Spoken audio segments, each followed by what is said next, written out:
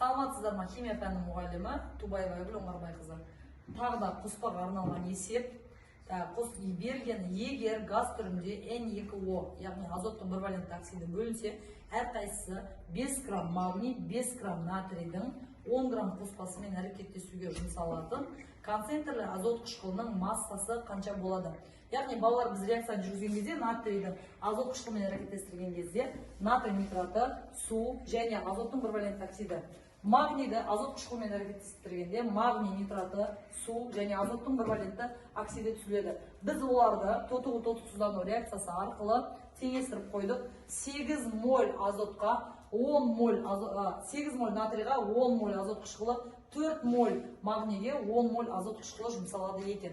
Енді біз натрийдің есебін шығарып қойдық, яғни 5-ті малярлық массасына бөлеміз 23 грамм на мольға, сонда 0,22 моль шығады. 0,22 мольді 8-ге бөліп 10-ға көбейткен кезде 0,27 моль жұмсалады екен азот қышқылынан. Егер де натрийдің 0,22 моль жұмсалса, онда азот қышқылынан 0,27 моль жұмсалады екен. Оның массасын табу үшін 63-ге көбейте саламыз, сол кезде шыға салады. Келесі магнийдікін есептеп көрсетейік.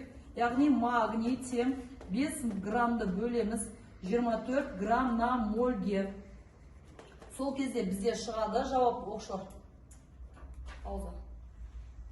Граммды 24 грамм на мольге бөлген кезде 0,2 моль шығады екен. Яғни магний 0,2 моль болатын болса, онда біз оны 2-ге бөліп 10-ға көбейтетін болсақ, бізде жауап шығады 0,52. 0,52 моль жұмсалады. Яғни 0,2 мольге 4 моль магнийге 10 моль H2O жұмсалатын болса, онда 0,2 мольге 0,52 моль. Өйткені 0,2-нің артында сандар бар. Ары қарай, яғни зат мөлшер, массасын таба саламыз.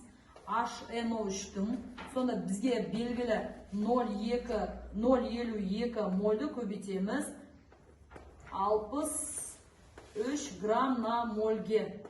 Сол кезде бізде жауап шығады 32,8 грамм. Енді бізге жалпы қанша масса H2O жұмсалады дейді.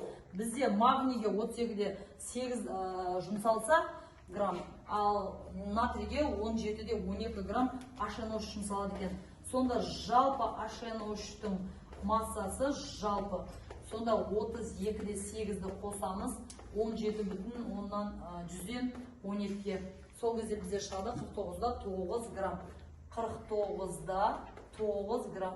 Жуықтайтын болсақ 50 грамм H2O жұмсалады екен.